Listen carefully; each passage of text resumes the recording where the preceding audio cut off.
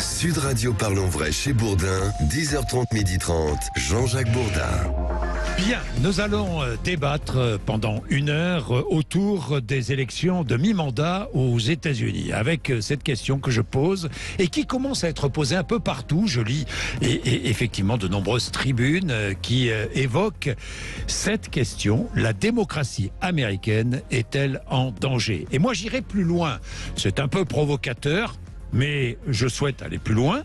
Pensez-vous possible l'avènement d'une dictature aux États-Unis? On a tellement vanté la démocratie américaine, on a tellement pris exemple sur la démocratie américaine que beaucoup aujourd'hui sont inquiets. Alors pour parler de tout cela, nos invités en studio: Dominique Simonet, qui est journaliste spécialiste des États-Unis, auteur des grands jours qui ont changé l'Amérique; Jean-Éric Brana, qui est en Zoom avec nous, qui est chercheur en sciences politiques et spécialiste de la civilisation américaine, maître de conférence à l'université Paris 2, et puis Pierre Guerlin, qui est professeur en études américaines à Paris-Nanterre. Nous aurons aussi en ligne tout à l'heure Jérémy Guez, qui est professeur d'économie et d'affaires internationales à HEC. Il est 11h03. Ces élections de mi-mandat sont très importantes. D'abord, il faut expliquer mi-mandat, Chambre des représentants, Sénat. Jean-Éric Brana, je connais votre faculté pour vulgariser. Expliquez-nous comment ça va se dérouler. 435 représentants et un tiers du Sénat à élire, c'est cela ? Ah, écoutez, là, vous n'avez autour de vous que des gens qui savent vulgariser, donc ça tombe sur moi, mais ça aurait pu être n'importe qui. Effectivement, vous avez l'ensemble des représentants qui vont être soumis à nouveau au vote. Soit ils sont sortants, soit ce sont des nouveaux. Principalement, quand il y a un poste vacant, des nouveaux peuvent faire leur entrée, sinon il y a assez peu de chance. Pour le Sénat, c'est un tiers du Sénat, puisqu'un mandat de sénateur, c'est 6 ans, renouvelable il y a des élections tous les 2 ans, renouvelable par tiers, donc. Et là, on a une trentaine de sièges, 33 qui sont renouvelés. Il y a d'autres élections. Il y a les élections des gouverneurs, 36 postes de gouverneurs, c'est important puisque ça joue sur la qualité de vie, le quotidien des gens. Les assemblées des différents États, puisqu'il y a un congrès américain, mais il y a aussi 50 congrès aux États-Unis, 50 assemblées aux États-Unis. Il y a des postes dans l'ensemble des États, que ce soit procureur, juge, j'en passe et des meilleurs. Il y en a dans les comtés, il y en a dans les villes, il y a des maires qui vont être élus, comme par exemple le maire de Los Angeles, et on va tous regarder ce qui se passe. Il y a une lutte assez féroce de ce côté-là, et ça va jusqu'aux parents d'élèves. Alors vous voyez, c'est quand même une grande fête de la démocratie, puisque c'est le thème d'aujourd'hui. Bien, grande fête de la démocratie qui est fragile. Est-elle en danger? Nous allons revenir sur cette question, mais je voudrais préciser aussi que seront élus donc les gouverneurs et les secrétaires d'État dans les États qui sont responsables des élections dans les États. C'est bien cela, hein, Dominique Simonet. Et c'est très important. Et vous faites bien de le souligner parce que c'est dans ce grand... On rebat les cartes tous les 2 ans aux États-Unis, et les secrétaires d'État dans les États ont notamment pour fonction de contrôler les élections. Et en ce moment, on a vu que dans les primaires républicaines, pour désigner ces candidats, un grand nombre d'entre eux ont été adoubés par Donald Trump. Et adoubés d'une manière assez particulière pour certains, c'est-à-dire qu'ils ont dit qu'ils ne reconnaissaient pas l'élection de Joe Biden. Donc on aura des secrétaires d'État qui ne reconnaissent pas une élection passée. Donc ça laisse présager le pire sur la manière dont ils vont reconnaître la suivante et les suivantes. Alors où en est-on? Complot, intimidation, dénonciation. Il y a eu l'assaut du Capitole en 2021, qui était une tentative de coup d'État.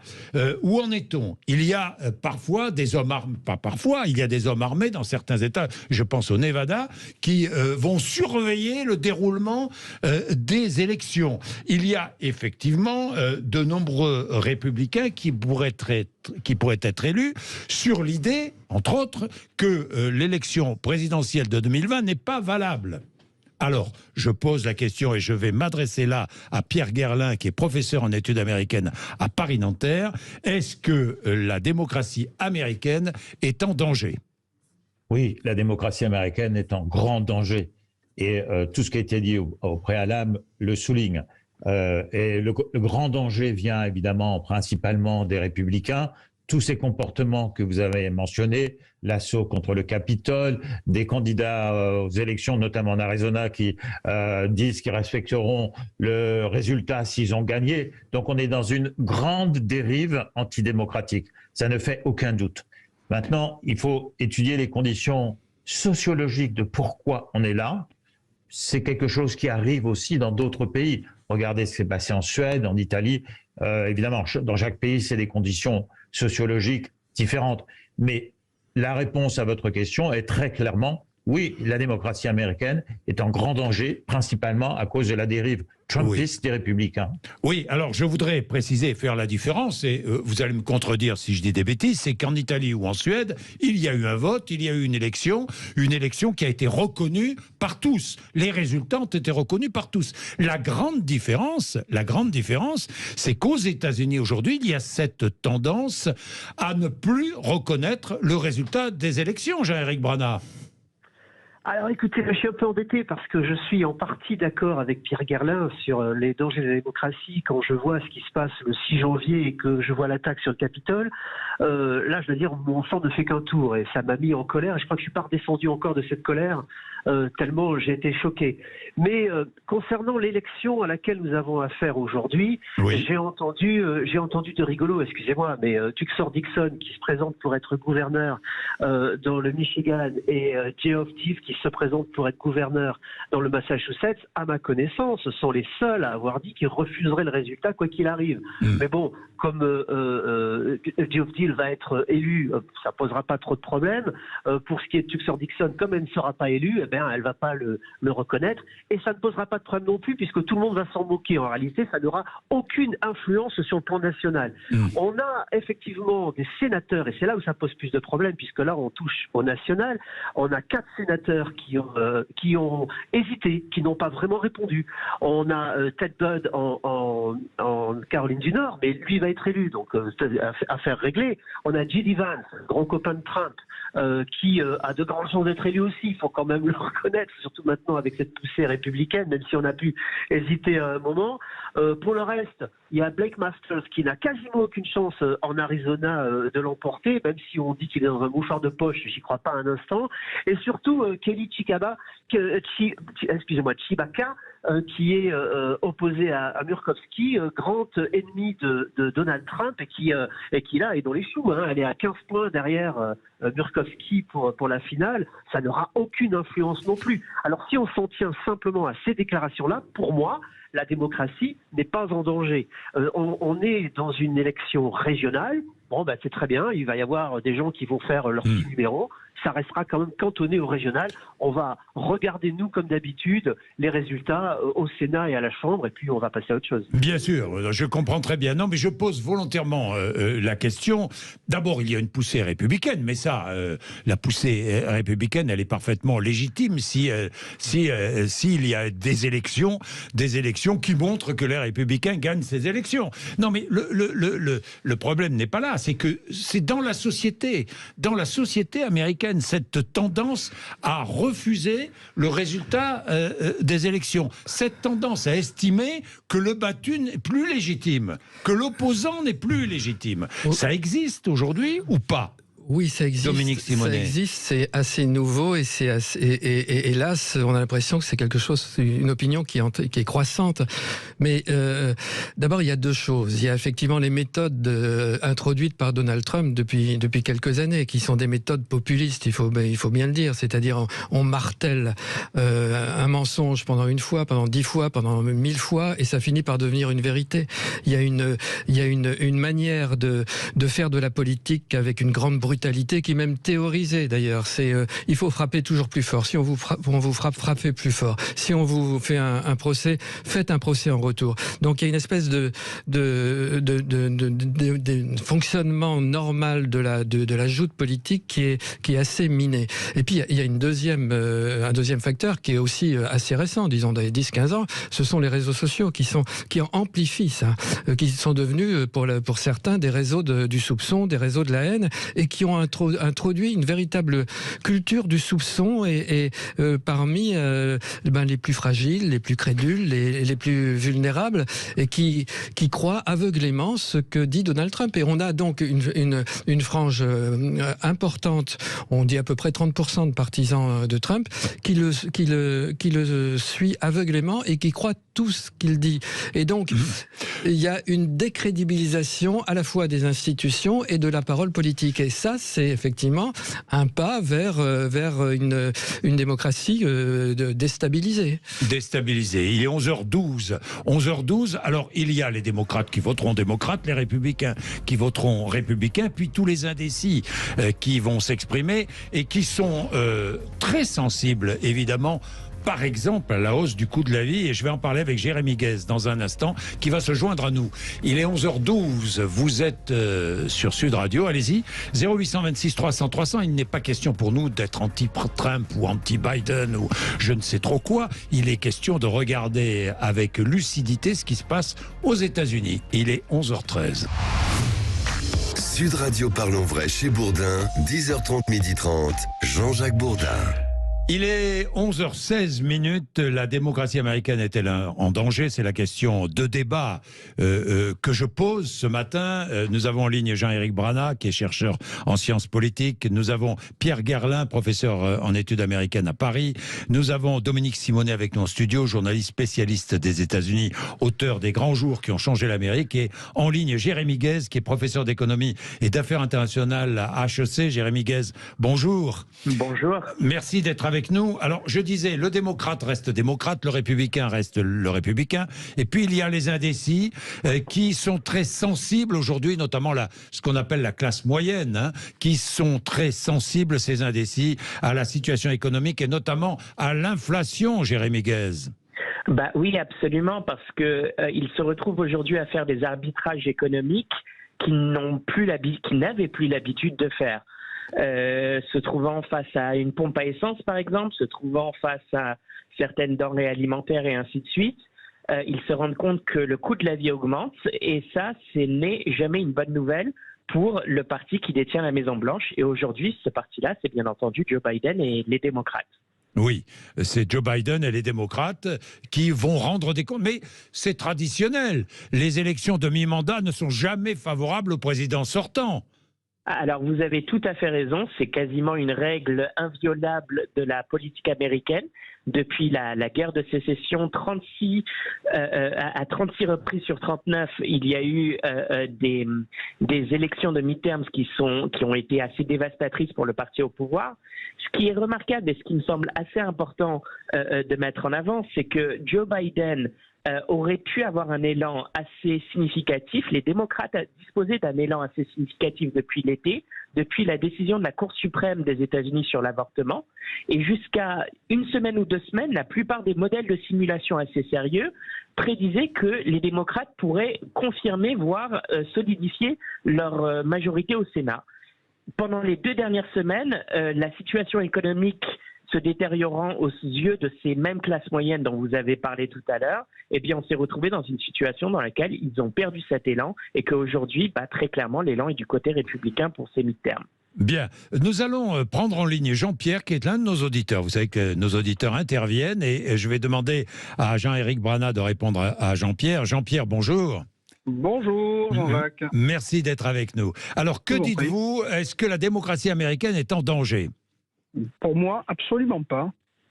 Absolument pas. Et j'en veux pour preuve que même si il n'en était pas satisfait, Donald Trump a quitté la Maison-Blanche, Joe Biden s'est installé.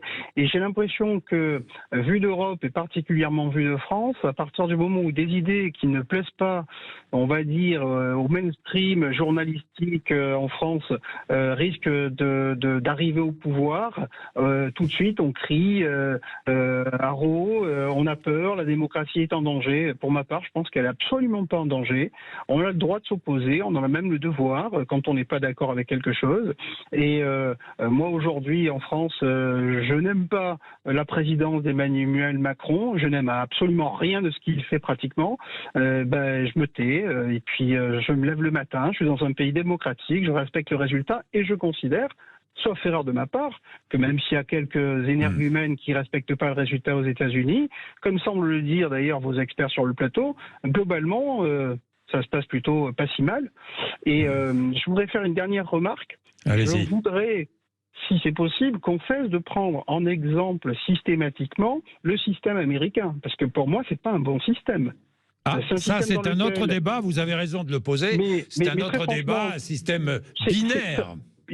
Non, s'il n'est pas binaire, ça fait quand même 3 fois en 60 ans que les résultats d'une élection présidentielle américaine sont contestables devant l'histoire.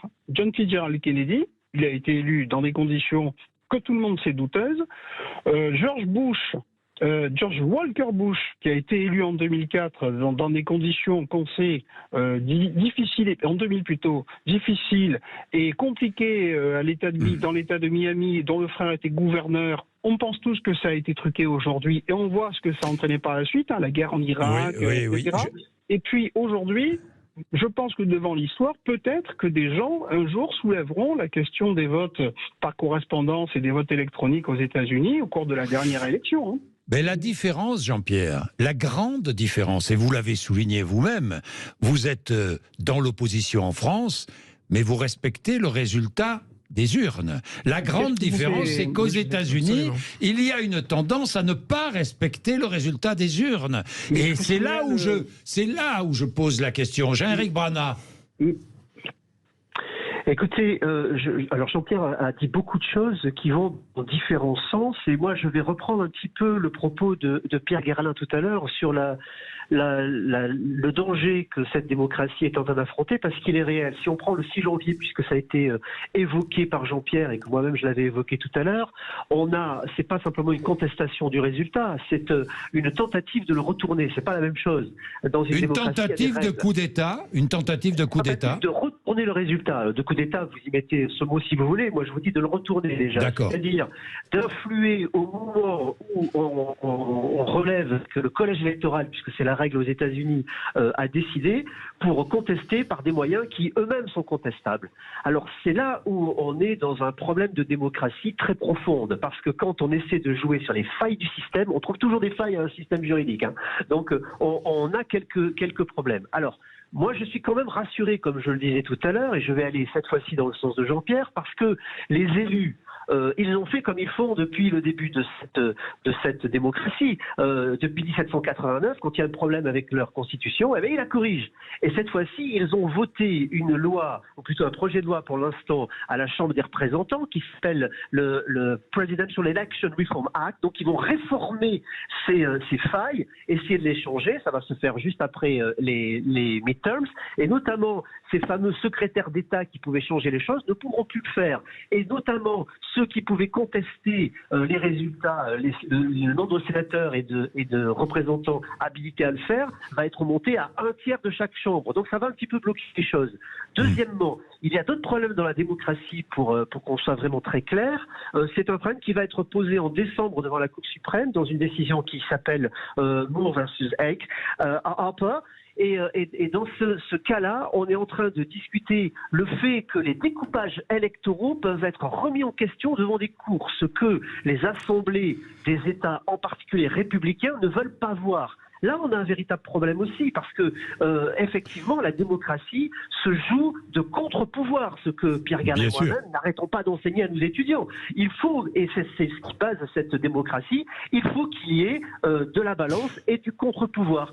Alors, pour terminer en disant « je n'aime pas cette démocratie », moi je dirais à Jean-Pierre que cette démocratie, elle vient de France. Elle est inspirée précisément par Montesquieu, ses idées, et puis d'Angleterre par Locke. C'est une démocratie pas si mal. John Locke. C'est que la Constitution est toujours en place aujourd'hui. Bien, Pierre Gueralin et ensuite Dominique Simonet. Pierre Gueralin.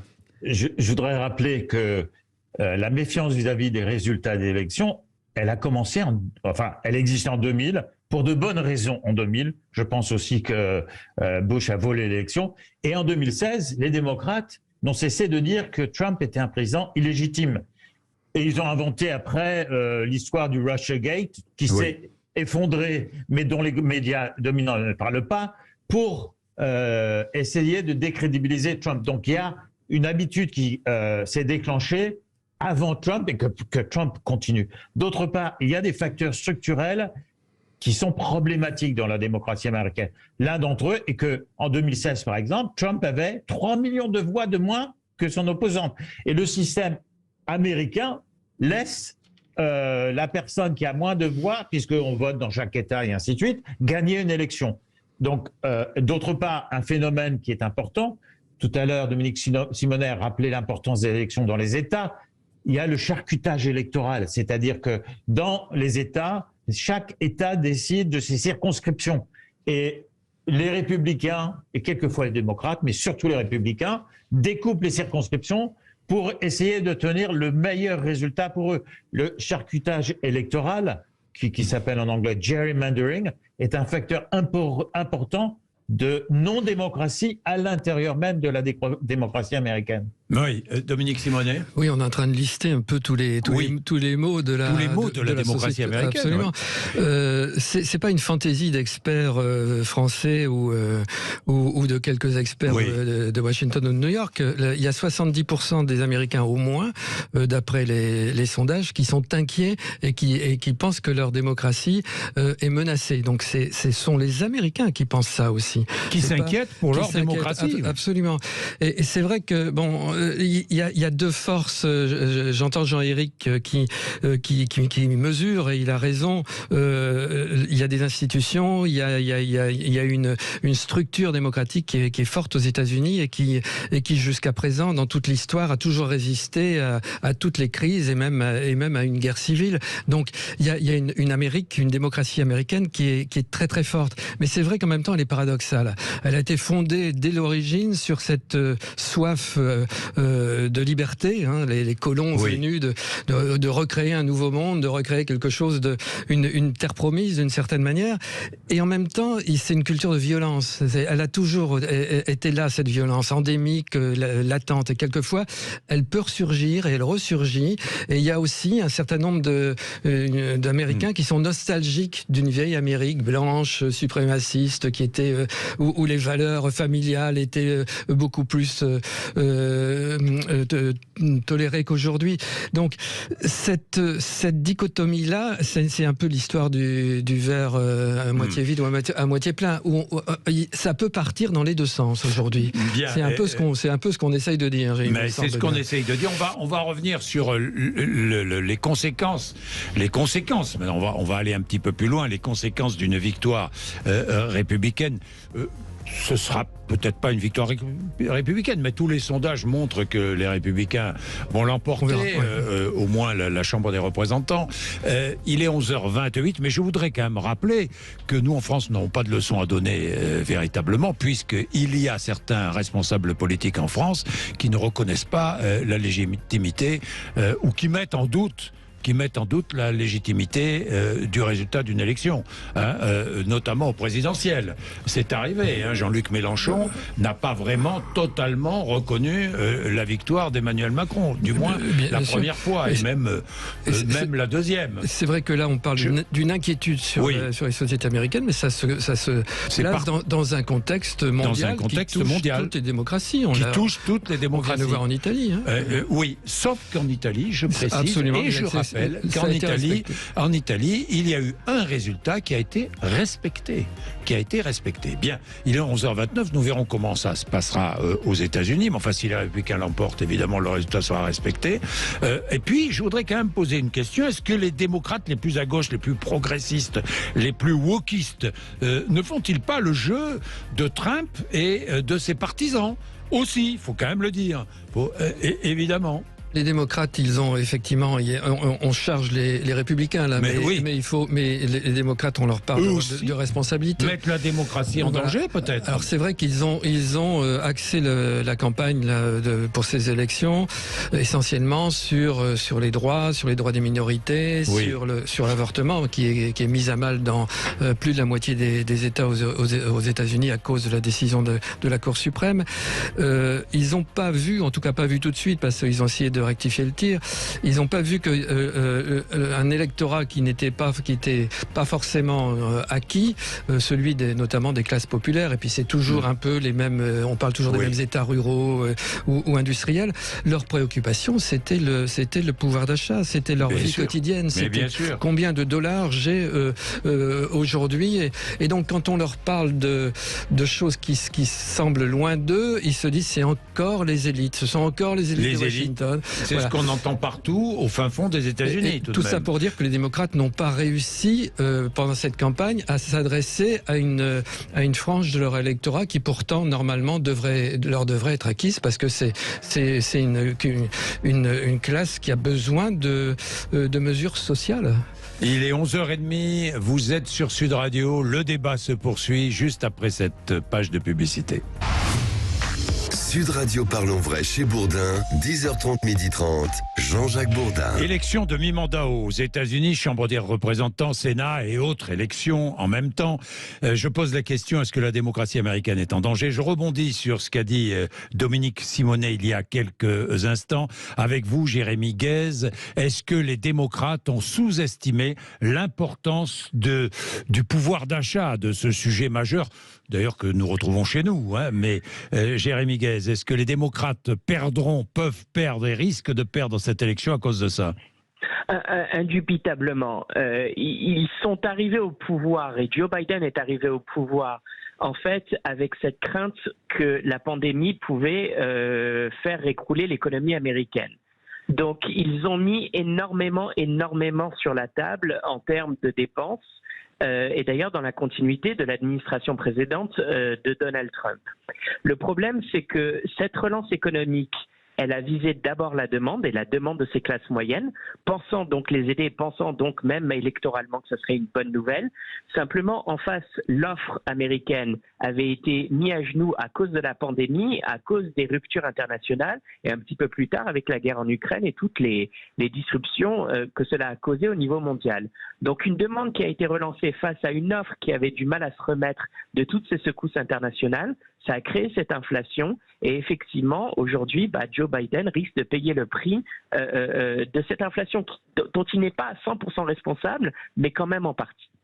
Merci Jérémy Guez. Je vous laisse à vos étudiants. Je rappelle que vous êtes professeur d'économie et d'affaires internationales à HEC. Jean-Éric Brana, on prévoit, tous les observateurs, tous les sondages disent une victoire républicaine. Quelles conséquences selon vous, Jean-Éric Brana ? Pas beaucoup en réalité, mon capitaine, parce qu'il faut quand même dire que alors on va prendre les différents scénarios, si les républicains ne prennent que la Chambre, eh bien ils vont bloquer effectivement certains budgets, ils vont faire un petit peu de provocation en faisant des commissions d'enquête, mais ça va aller pas beaucoup plus loin. La plupart du mandat de Joe Biden est quasiment derrière lui déjà. Il a réussi à faire passer ces grandes réformes, en particulier la grande réforme des infrastructures, qui est une victoire extraordinaire, dont nous fêtons la première année la semaine prochaine.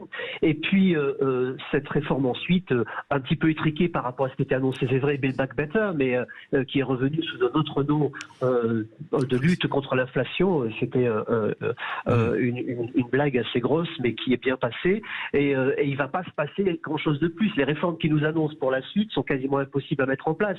Il nous propose une loi pour protéger l'avortement sur l'ensemble des États-Unis au niveau fédéral, ce qu'il ne pourra jamais faire passer au Sénat.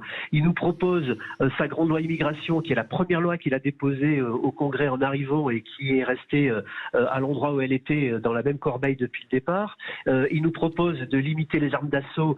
Ça aussi, on se dit qu'aujourd'hui, avec les républicains qu'il a en face, c'est quasiment impossible. Alors s'ils prennent les deux chambres, eh bien, ils vont pouvoir faire passer des lois, mais qui seront bloqués par Joe Biden, puisqu'il a ce pouvoir thermonucléaire que n'a pas notre président, c'est le pouvoir de veto. Et donc il l'utilisera et il se consacrera à la politique étrangère en faisant quelques décrets pour faire avancer les choses. Mais vous savez, Jean-Jacques, tous les présidents américains ont eu affaire à ces 2 dernières années dans lesquelles ils ont gouverné un petit peu à volo, j'ai envie de dire, avec quelques décrets, et puis dans laquelle ils préparent la suite. Et c'est ce que Biden va faire. Il va préparer la suite en essayant de propulser la candidature démocrate démocrates pour 2024. Bien, Pierre Gerlin, vous entendez ce que dit Jean-Éric Brana, qui nous rassure.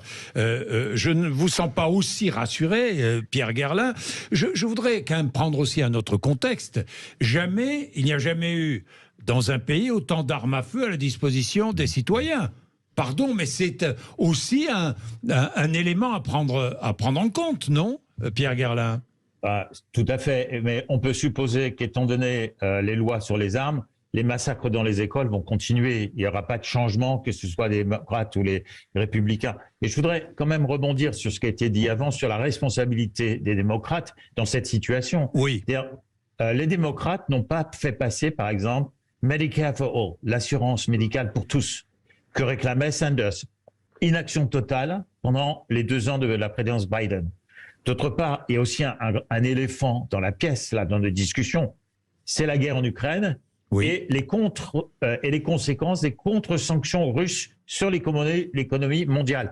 D'abord, il y a des conséquences énormes pour l'Europe, beaucoup moins pour les États-Unis. Mais les phénomènes d'inflation qui ont lieu plus massivement en Europe, mais aussi aux États-Unis, sont liés à la guerre qui est une guerre en grande partie de procuration contre la Russie. Donc, c'est un élément essentiel qui, par effet sur les prix et l'inflation, impacte les catégories populaires. Pour qui, la commission du Congrès sur les événements très graves du 6 janvier 2021 ne compte pas beaucoup par rapport à ce qu'il y a dans leur caddie quand ils font des courses. Donc, c'est ce qu'on appelle les bread and butter issues. Et tous les discours démocrates, même le discours démocrate majoritaire sur la défense de la démocratie, ont peu d'impact sur les catégories populaires. Vous savez, il y a un groupe de gens aux États-Unis qu'on appelle les switchers.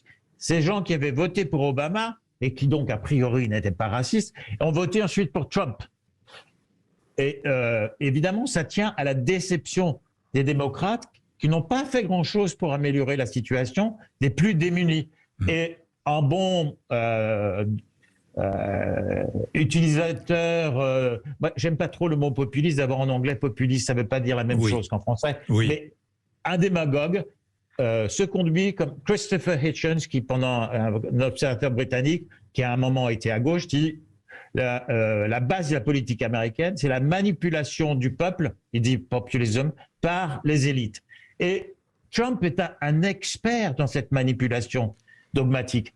Et les démocrates n'ont pas compris que leur thème mis en avant, alors l'avortement, c'est évidemment, surtout en France, en gros, tout le monde est pour l'avortement, c'est catastrophique les décisions de la Cour suprême. Mais dans les États qui votent démocrates, les gens sont pour l'avortement, ils auront l'avortement. Ils sont convaincus. Ce sera beaucoup plus difficile ailleurs. Bien sûr. Il y a très peu de discours sur les inégalités qui ont explosé. Et là, je viens de lire un entretien de Chomsky, il explique que si les grandes sociétés avaient été imposées, les problèmes de l'inflation seraient bien moindres. Certes, il y aura toujours la guerre en Ukraine, mais on laisse les grandes fortunes s'agrandir et les petites gens, pour dire les choses simplement, ont un pouvoir d'achat de plus en plus bas. Bien. Pierre Gerlin, juste une petite parenthèse à propos de la guerre en Ukraine. Victoire républicaine ou victoire démocrate, est-ce que ça va changer la politique américaine vis-à-vis de l'Ukraine, et notamment l'aide américaine vis-à-vis de l'Ukraine? Qui veut répondre? Alors jusqu'à maintenant, les démocrates et républicains ont voté comme un seul homme, y compris la soi-disant gauche américaine. Oui. Alors que dans le pays, le Quincy Institute a fait un sondage, 67% des Américains sont pour le début de négociations. Donc là, les deux partis sont en décalage avec la population américaine. Les deux partis, républicains et démocrates, oui, Dominique Simonet. Oui, il y a eu un consensus, et quand même, d'ailleurs, c'est un des rares consensus qu'on a pu voir. Simplement, on sent des signes de faiblesse actuellement, des deux côtés d'ailleurs. Il y a des républicains qui ont déclaré que Trump, le premier, que l'argent de l'Ukraine devait aller aux Américains d'abord. Et il y a une partie des électeurs républicains qui partagent cette opinion. Et on a vu aussi une autre faiblesse de l'autre côté, par exemple Alexandria Ocasio-Cortez, qui a fait un texte pour dire qu'il fallait limiter justement cette aide. Elle l'a retirée, d'ailleurs. Elle l'a retirée parce que c'était pas élu démocrate, jeune élu démocrate. Oui, ça n'a tenu 15 jours. Un jour, il l'a retiré le lendemain. Voilà, il l'a retiré le lendemain parce que c'était en pleine campagne électorale, c'était pas très très très malin. Mais donc il y a des signes de faiblesse et c'est pour ça que Joe Biden a fait cette déclaration il y a quelques jours pour essayer de dire qu'il fallait envisager éventuellement une négociation. C'est pas du tout ça n'a pas été un discours. Oui. Ce n'était pas un discours pour Zelensky, en fait. C'était un discours à la fois à destination des électeurs et des autres nations aussi. Pour qu'elles ne... Mais Jean-Éric Brana, donc si je comprends bien, ça n'aura aucune influence. L'élection d'aujourd'hui n'aura aucune influence sur la position américaine concernant l'Ukraine. Non, l'influence, elle va être un petit peu à la Chambre parce qu'il va y avoir un peu plus de discussion entre l'aile droite et l'aile extrême droite qui vont se battre pour savoir ce qu'il faut faire de ces milliards et dans quelle mesure il faut les voter. Et c'est vrai que l'aile extrême droite, on va dire pour faire simple, parce que ce mot d'extrême droite il veut aussi tout et rien dire, on va dire le Freedom Caucus, qui est ce groupe conservateur très puissant dans la Chambre, qui a voté contre l'aide jusqu'à maintenant. Ils étaient une cinquantaine à voter contre les 40 milliards sur 435, remettons les choses dans l'ordre. Et au Sénat, ils ont été 11 sur 100, mais on va avoir à peu près le même chiffre, même si il y a 2-3 trumpistes de plus qui rentrent dans la Chambre, ça n'ira guère plus loin. Déjà, il y en a 4 qui sortent, donc il en faudrait 7 pour qu'on en ait 4 de plus. Vous voyez, ça fait... Tout ça, c'est de la politique fiction, mais ça ne changera rien. Ça va être plutôt dans les divisions au sein du Parti républicain, mais au final, ils vont les voter, parce que c'est la politique du Parti républicain avant tout que de défendre l'Ukraine et d'attaquer la Russie. Il faut quand même le dire, c'est aussi dans leur ADN. Souvenez-vous quand Trump était au pouvoir, et vous m'aviez reçu d'ailleurs sur un autre micro à ce moment-là, mais en août 2018, Trump voulait opposer un veto au Congrès qui votait des sanctions contre la Russie, et la Russie les a votées à l'unanimité, moins une voix. C'est pour dire si les républicains étaient assez sûrs de leur fait quand ils sont dans leur rôle de législateur. Bien, on va observer une dernière pause. Guillaume veut intervenir, c'est l'un de nos auditeurs. Et puis, je vous parlerai de Donald Trump qui doit annoncer probablement sa candidature mardi prochain. Alors, il va profiter évidemment de ces élections de mi-mandat pour rebondir. Nous allons en parler dans un instant. Vous êtes sur Sud Radio, il est midi moins le quart. Sud Radio Parlons Vrai chez Bourdin, 10h30, 12h30, Jean-Jacques Bourdin. Bien, nous terminons ce débat. La démocratie américaine est-elle en danger à l'occasion de ces élections de mi-mandat aux États-Unis? Guillaume est à Carcassonne dans l'Aude. Bonjour Guillaume. Bonjour Jean-Jacques et bonjour à tous vos invités et aux auditeurs. Alors, est-ce que la démocratie américaine, à vos yeux, est en danger? Écoutez, moi j'ai pas l'impression. Je trouve toujours surprenant que ceux qui agitent toujours la peur d'une démocratie en danger sont toujours ceux qui souhaitent prendre ou garder le pouvoir quand celui-ci leur échappe. C'était le cas de Biden, comme ça a été le cas de Macron, et on voit le triste bilan de la France en déclin. Moi je me souviens pendant les dernières élections américaines, les journalistes, les politiques, malgré leur impartialité, qui souhaitaient tous unanimement, la main sur le cœur, l'élection de Biden, pour soi-disant préserver le monde d'un second mandat de Trump.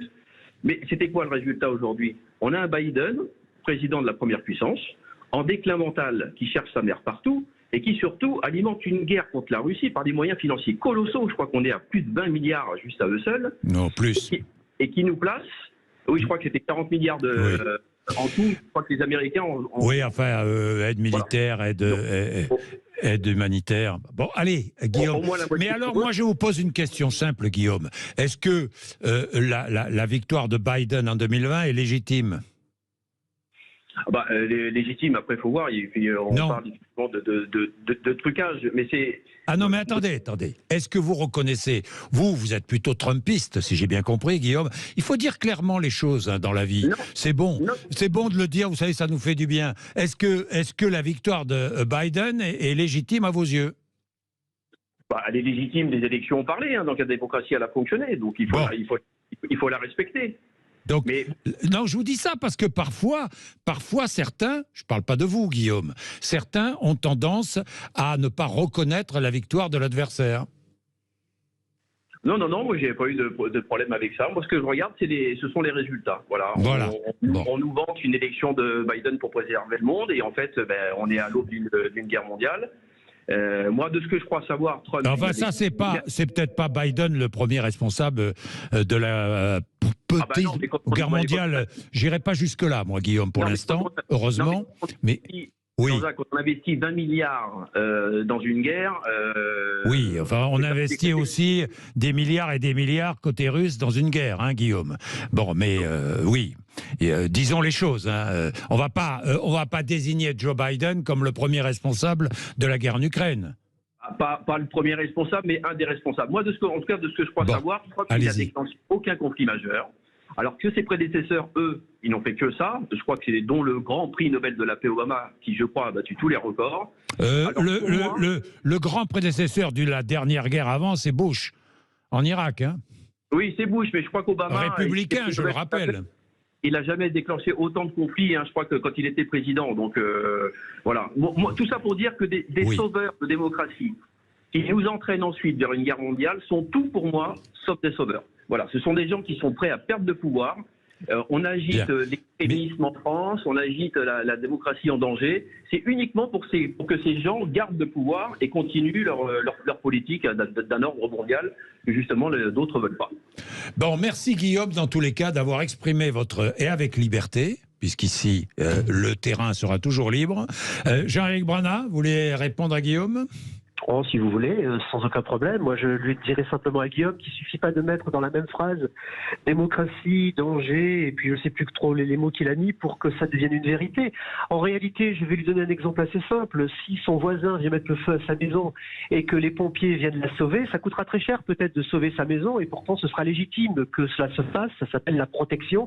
Et si les pompiers ont été mis en place, et s'ils sont gratuits d'ailleurs, hein, une fois qu'on les utilise, c'est parce qu'il faut mettre des protections pour les uns et les autres, quels qu'ils soient. Or là, il nous explique que Biden fait une guerre mondiale, il oublie simplement que celui qui a envahi son voisin, c'est Poutine, c'est la Russie. C'est pas le contraire, c'est pas Biden qui est allé avec ses chars envahir quoi que ce soit. Alors la défense de la démocratie demande effectivement quelques moyens, c'est pas 20 milliards, on va lui redire ça aussi, c'est 75 milliards qui ont été votés jusqu'à maintenant, 13 milliards, 40 milliards, 17 milliards qui sont additionnés, et on nous prépare encore entre 40 et 60 milliards pour le préparer, hein, qui semble assez allergique à cela. Je le rassure aussi, c'est pas lui qui paye, ce sont les Américains, ce sont eux sur leurs impôts. Donc je crois qu'il faut arrêter avec les amalgames et avec ces formules toutes faites en expliquant que les uns seraient très méchants.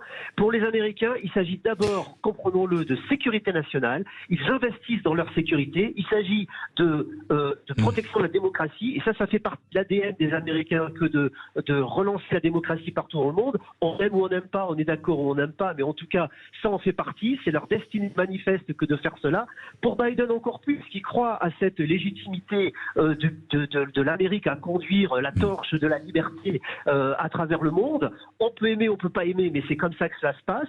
Et pour l'instant, il n'est pas co-belligérant. Il est simplement acteur qui aide l'Ukraine pour éviter que n'importe quel pays ait cette idée saugrenue d'aller envahir un autre pays. Voilà, c'est ce que j'avais envie de répondre. Juste, dernière question, et là je me tourne vers Pierre Gerlin.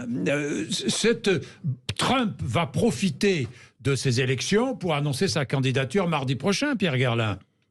Oui, mais avant, je voudrais dire que je ne suis pas du tout d'accord avec l'intervention précédente. Parce que les États-Unis qui défendent la démocratie, en Irak par exemple, qui est une guerre qui était avec probablement 1 million de morts, et il n'y avait pas la démocratie avant, il n'y a toujours pas la vraie démocratie. Ça, c'est vrai. Enfin, il y aurait tout un débat sur la politique étrangère à avoir. Trump va annoncer sa candidature, probablement. Pardon, mais là, on fait un amalgame absolument extraordinaire. On est en train de parler de Biden aujourd'hui et on est en train de parler de l'Ukraine. Et moi, je parlais de l'envahissement d'un pays tiers sur l'Ukraine. Je ne parlais pas de l'Irak. On peut refaire toute l'histoire Pierre Gerlin, si on parle de l'Ukraine, si on parle de l'Ukraine, je vous conseille de lire les textes de la Rand Corporation qui expliquent c'est ce qu'il faut faire pour affaiblir la Russie. Et Lloyd Austin a dit que l'objectif dans cette guerre, c'était affaiblir la Russie. Donc, c'est absolument pas défendre la démocratie, dont les services américains disaient en 2021, tous les défauts qu'il y avait non seulement assassinat en Ukraine, assassinat d'opposants, interdiction de partis politiques. On ne peut pas laisser dire ça quand même. Non, parce que... On va pas déplacer, pardon, excusez-moi. D'abord, il est 56, et deuxièmement, on ne va pas déplacer le débat sur le terrain ukrainien. Parce que là, on a déjà eu 300 fois le débat. On n'a pas fini de l'avoir, d'ailleurs, sur les responsabilités. Bien, mais moi, je vous pose une question. Pierre Gerlin, répondez à ma question. Trump va certainement annoncer sa candidature. Et par ailleurs, Biden a annoncé que probablement il serait candidat lui-même. Donc nous aurons, encore une fois, une élection entre deux personnes d'un certain âge, dont dans les deux cas, le déclin mental est avéré. C'est un autre phénomène de danger pour la démocratie américaine. C'est peut-être là où la démocratie américaine est en danger. Merci Pierre Gerlin. Il est assez avéré que Donald Trump ne rêve que de se représenter. Il veut prendre sa vengeance et donc il va sans doute annoncer sa candidature. On parle du 14 novembre. Non, mardi prochain. Voilà, mardi prochain. Il aura 78 ans. Et Joe Biden l'a dit aussi, mais au sein du Parti démocrate, il y a un certain nombre de gens qui se disent, est-ce que c'est vraiment le bon candidat? Jean-Éric Brana, la conclusion sur ce point précis. Ah mais moi je pense que Trump n'a pas du tout dit qu'il allait annoncer sa candidature. Il nous a parlé de grandes surprises. Moi j'ai 350 grandes surprises depuis qu'il est président et j'ai jamais entendu de choses absolument extraordinaires. Donc on va un petit peu attendre. Quant à Biden, il a dit à aucun moment qu'il serait candidat. Et d'ailleurs je pense, et je vous l'ai dit ça très souvent, qu'il ne sera pas. Il ne sera pas. Il ne le sera pas. Bien, merci beaucoup. Merci messieurs. Passionnant, hein, absolument passionnant. Merci à toutes celles et ceux qui ont appelé. Le 0826 300 300. Nous aurons l'occasion évidemment de reparler de la politique américaine sur l'antenne de Sud Radio. Et vous savez combien nous aimons la politique étrangère ici, et notamment la géopolitique. Il est 11h58. Merci d'être avec nous à l'écoute.